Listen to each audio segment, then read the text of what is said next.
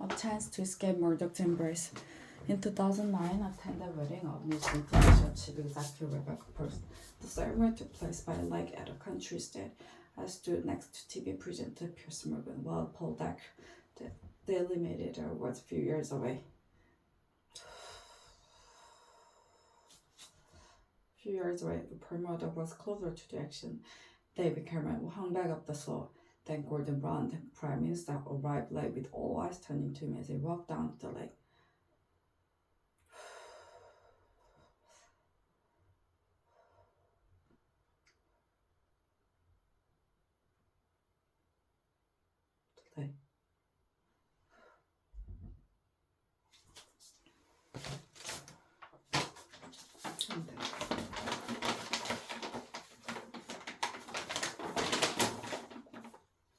At the reception, I had a brief conversation with Miss Cameron.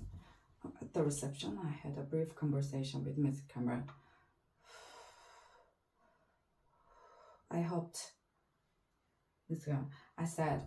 he would not win the upcoming election, but that if he did, and if he wanted to act on political debate standard and the press, the political debate would only improve. I hoped he would not win the upcoming election, but that if he did, and if he wanted to improve the political debate and standard and the press, I would support him. The journalists in me had known at that time.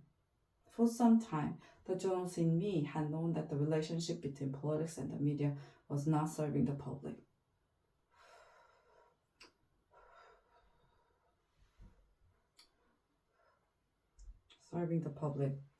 But it was my first-hand experience of this developing culture abuse and negativity that convinced me brain spread and 24-hour news were making it more difficult for the elected leader to govern.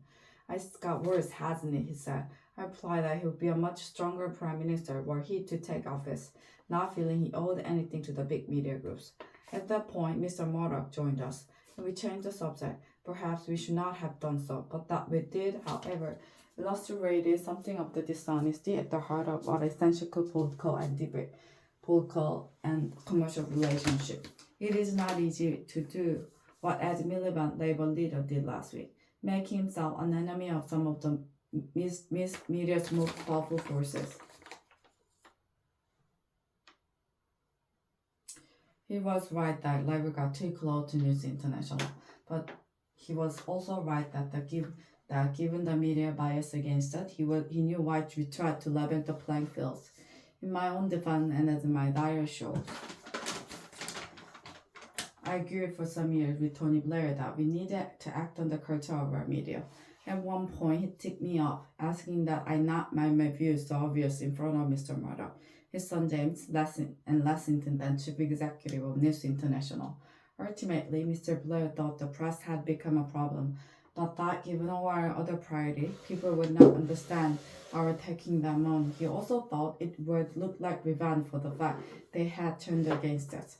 And there were political considerations too.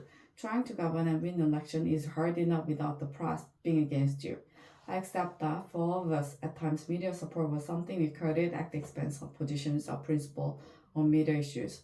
But that trap has now been sprung. The latest revelation have forced the police, News International, and the government to act. The police will now be more rigorous.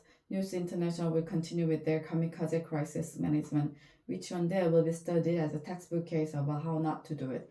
But the most important developments are the Prime Minister during inquiries into press practices and a new system of regulation. These mean we now have once-in-a-generation opportunity for a new settlement between politics, the media, and the public. Nobody can argue that we have the press we deserve.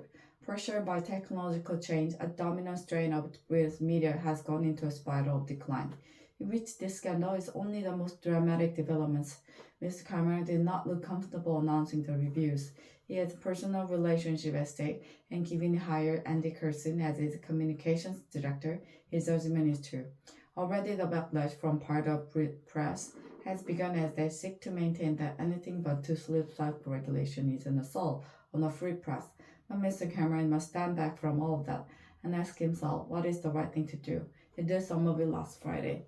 The judicial inquiry should be far-reaching. The news of the wall is far from alone the use of dubious and illegal practices, as widely ignored reports from the Information Commission have shown. Parts of British media remind me of the trade union before Mrs. Thatcher. They feel untouchable. As I say above, Labour could and should have done more to deal with for therapists. But just as the MP's expenses scandal emerged from the failure of Mrs. Thatcher's government to tackle MP's salaries, so the system by which she showered honours on editors and owners, a practice to which she put an end with a rule that no serving editor could be honoured, means she too has something to answer for. Whatever the past, it is Mr. Cameron who must lead the country to a better place. Mr. Miliband has shown himself capable of playing a good and principled part, and so should the public. Ultimately, political debate will only improve if the public wanted to. If they channel the anger at recent events into an assessment of what kind of paper they read, whether they really want to live on a diet of celebrity, trivia, negativity, and abuse, to coin a phrase, we are all in this together.